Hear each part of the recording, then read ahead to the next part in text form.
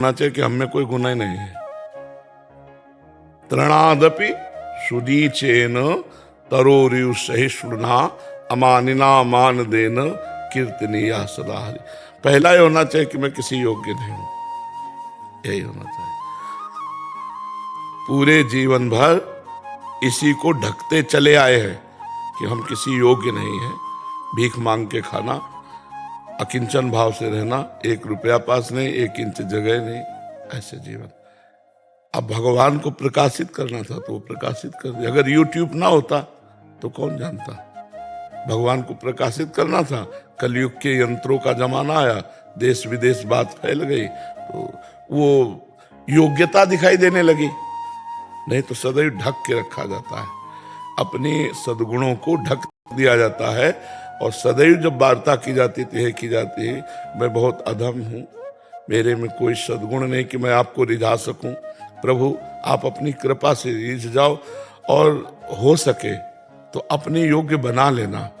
मेरे में ऐसी क्षमता नहीं कि मैं आपको प्रसन्न करने वाले सद्गुण धारण कर सकूं, आप अपने योग्य बना लेना।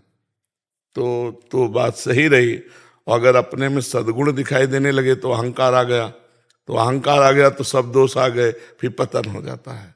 तो उपासक को चाहिए कि अपने में कोई सद्गुण है ही नहीं ऐसा वास्तविक दिखाई दे।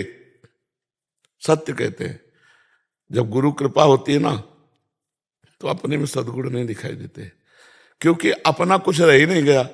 अभी हृदय भगवान का, मन भगवान का, जीवन भगवान का, तो लगता है वो अपनी जगह में आके बैठ के बोल रहे हैं तो मेरा क्या सद्गुण है उसमें। वो अपना प्रभाव फैला रहे हैं तो मेरा क्या उसमें प्रभाव है तो उनका सारा प्रभाव। तो ऐसे रहता है। तृणादपि सुनीचेन, तृण ते नीच अपनुपो कहत, शुभ अशुभ न जानहि। अपने को तृण से नीच समझना सबसे बड़ा सद्गुण। और जहां दैन्यता होती है तो जैसे पानी कहीं छोड़ो वहीं जाएगा जहां निबान है, ढलान है, जहां गहरापन है, तो जो झुका हुआ है सारे सद्गुण वहीं आ जाते हैं।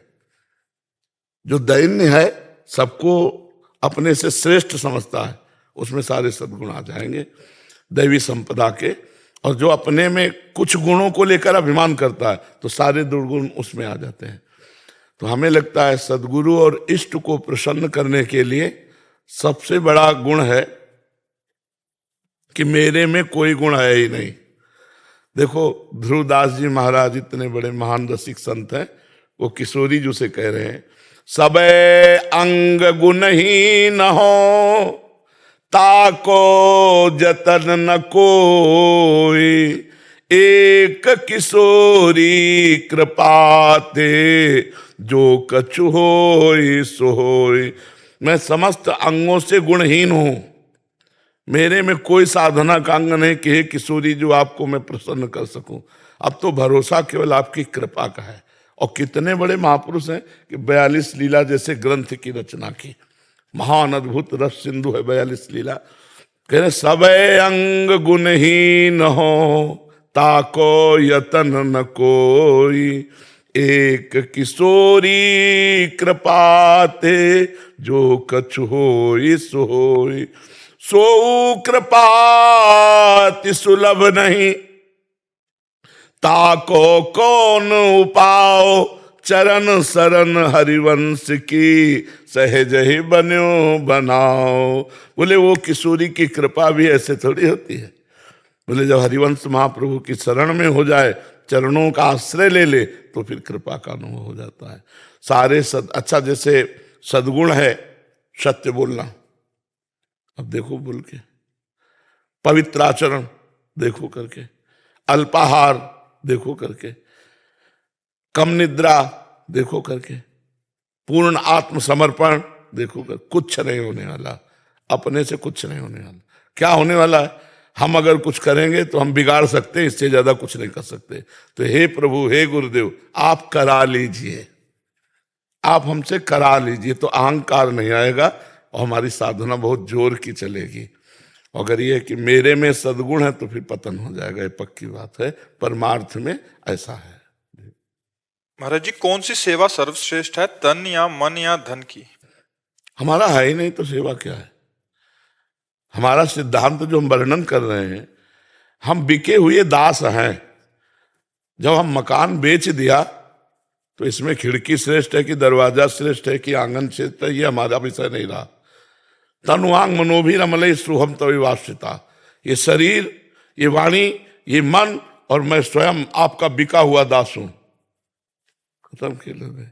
अब इसमें तारतम्य मिलाने की कि तन की सेवा श्रेष्ठ, कि धन की सेवा श्रेष्ठ, कि मन की सेवा श्रेष्ठ, न मेरा तन, न मेरा धन, न मेरा मन, मैं तो बिका हुआ दास हूं, इसमें श्रेष्ठ और लघु की बात क्या हुई? शरणागति की। अब अलग होकर बात करके कि कौन सी सेवा श्रेष्ठ है, तो इसमें सेवा में पहुंच ही नहीं होगी अलग होके। तन्मया से सेवा होती है, अलग होके सेवा होती नहीं। अपना धन मान करके प्रभु को दोगे तो 1 का लाख दे देगा वो, लेकिन मन प्रभु में नहीं रमेगा। तन से जो चेष्टाएं होती हैं वो सफल मानी जाती है जब मन वही हो जो हम सेवा कर रहे हैं। वो तो समर्पण से होता है, वो धन आदि से नहीं होता, वो समर्पण से होता है। तो समझ पा रहे हैं हमारी बात? वैसे ये बात अपनी कही, वैसे शास्त्रीय बात यह है कि तन और धन दोनों से श्रेष्ठ सेवा मानसिक होती है। पर मानसिक सेवा में प्रवेश तभी होता है जब शारीरिक सेवा की जाए। शरीर से खूब सेवा की जाए तो मानसिक सेवा में प्रवेश करने का अधिकार मिल जाता है, और मानसिक सेवा सर्वश्रेष्ठ है। पर ऐसे देखो, मानसिक सेवा कैसे करोगे? आंख मूंदो तो अंधकार दिखाई देता है। जब सेव्य नहीं आए, मान लो ऐसे प्रिया प्रीतम सामने आ गए तो शुरू कर दी सेवा। अब जब सेव्य नहीं आए तो सेवा किस बात की? सर्वश्रेष्ठ सेवा मानसिक, द्वितीय सेवा शारीरिक, और तृतीय सेवा आर्थिक। अब शरीर से नहीं कर सकते हो, मन नहीं लग सकता, जीवन भर मेहनत की, रुपया कमाए हो, गौ सेवा, संत सेवा, भगवंत सेवा में लगा दो। नहीं, सबसे श्रेष्ठ है मानसिक सेवा।